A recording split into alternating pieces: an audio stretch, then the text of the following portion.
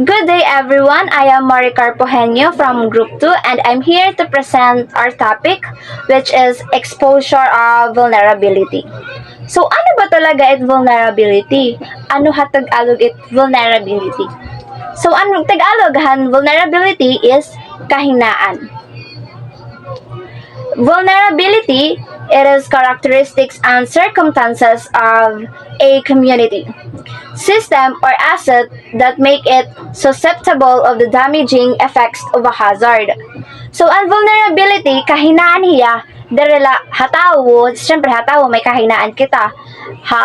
Labi na kung mga disaster or hazard, may dalawat vulnerability, halugar ngan ekstruktura. So, halimbawaan vulnerability is ang mga naukuy like nagtuha elevated na lugar like kakabukiran. So harani hira it landslide like it hazard na pwede makakuha na era is natural disaster nga makakuha na era is an landslide like pwede ta earthquake, di ba? So kahinaan ito na era lugar, ito nga daha bukid is yung natural disaster nga landslide. Tapos hapag bahaliwat ang mga tao nga aadiha ubos like ang dire elevated na place. So ira kahinaan liwat ito nga da is an baha, di ba? Kaya syempre ado man hira labi na kun ang mga tubig an waray mga buhuan mga drainage. So, kahinaan na ito ang baha.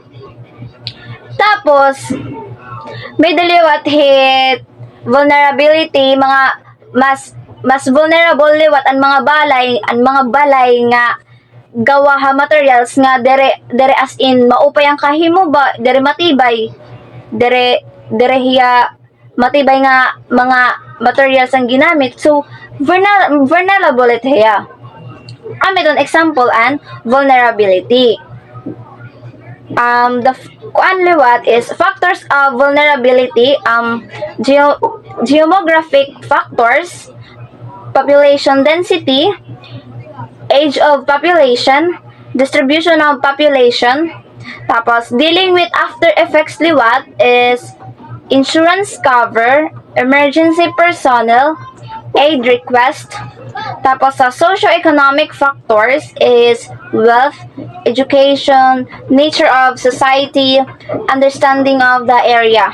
Tapos may daliwat, community preparedness, building codes, scientific monitoring, and early warning system, communication networks, and emergency planning.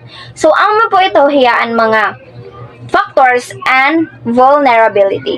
So, may adiliwat an aton sunod na presenter para i-discussan aton 4 types of vulnerability. 4 types of vulnerability. Physical vulnerability.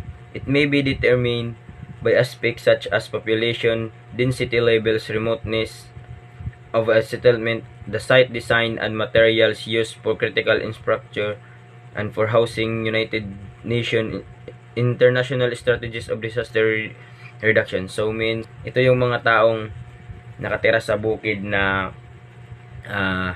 walang kakayahan na magtayo ng kanilang bahay sa pagkatapos ng kalamidad dahil wala kakulangan sa material, kakulangan ng lugar na mapaglilipatan nila.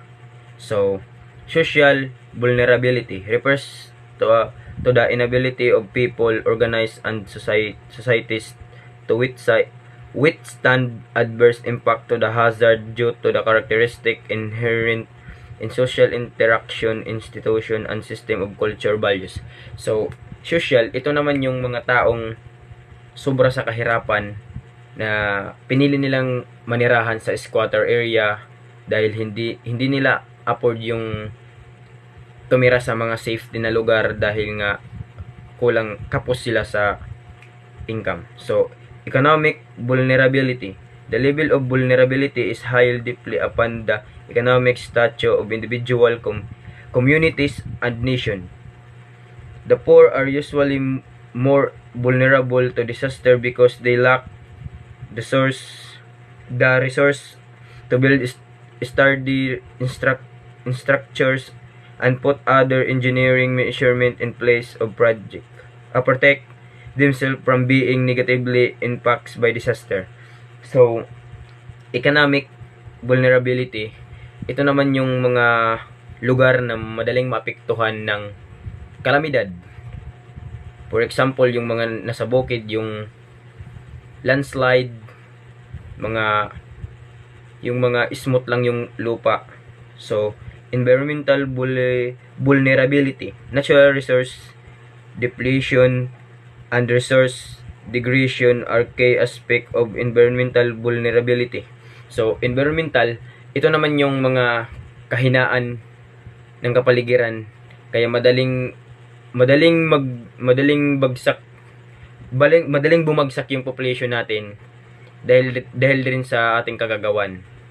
Like for example, yung pagtatapon ng mga basura kahit saan, yung pagtotroso, pagmimina, lahat yon pang-aabuso sa mga hayop na nakakatulong sa ecosystem. Kaya madali tayong madapuan ng kahit anong kalamidad. Lalo na nasa ring of fire tayo. That's all. Now that we are done with the 4 types of vulnerability, let's proceed to the elements exposed to hazard. But first, let's define what is exposure. Exposure refers to the element at risk from a natural or man-made hazard event. This refers to the vulnerability of an element that at risk to a natural or man-made hazard event. There are examples of elements under the natural event, and these are agricultural commodities and environment assets. On the other hand, there are also examples of an element that under the man-made hazard event, and these are human beings, dwellings or household and communities, building structures, public facilities and infrastructure assets, and lastly, the public transport. My name is Jade Barares. I am here to report about the risk. Risk factors. Risk signifies the possibility of adverse effects in the future. So, nga na kita nga risk, amo tiyan mga danger. Posible mulpot in the future. Agihan mga disaster. Next is the trigram of the disaster risk. This is the example of the trigram, disaster risk. Both nga is the risk. While on the right side, hazard. On the left side is the vulnerability. So, nga na kitang hazard, amot yan mga natural disaster. Example, typhoon, earthquake. While the vulnerability, amot yan ang kanan aton society. For example, is engineering, economic, and social. Exposure law at combining tiyahan, hazard, and vulnerability. Example is the buildings, tapos an infrastructure. Next is Philippine exposure and vulnerabilities to natural disaster. 8 out of 10 cities most exposed to natural hazards are in the Philippines. So talaga, mga Pilipinas, pinakadamo na exposed mga natural disaster. 8 out of 10. So, next is study also found that of the 10 cities with the greatest exposure to natural hazard, 21 are in the Philippines, 16 in China, 11 in Japan, and 8 in Bangladesh. So, imagine 100 cities with the greatest exposure, and Philippines may the 21. Kita talaga ang pinaka-damo nga susulan in mga disaster. Next is Philippine vulnerability to natural disaster. The Philippines lies in the Pacific typhoon belt, and we are visited by average of 20 typhoons every year. So, and every year, nabivisit kita ng 20 typhoons, kaya naman kita dagat. Next is the rugged nature of our landscape makes our communities very vulnerable to landslide, mud flows, and other disaster. Hatungod aton landscape aton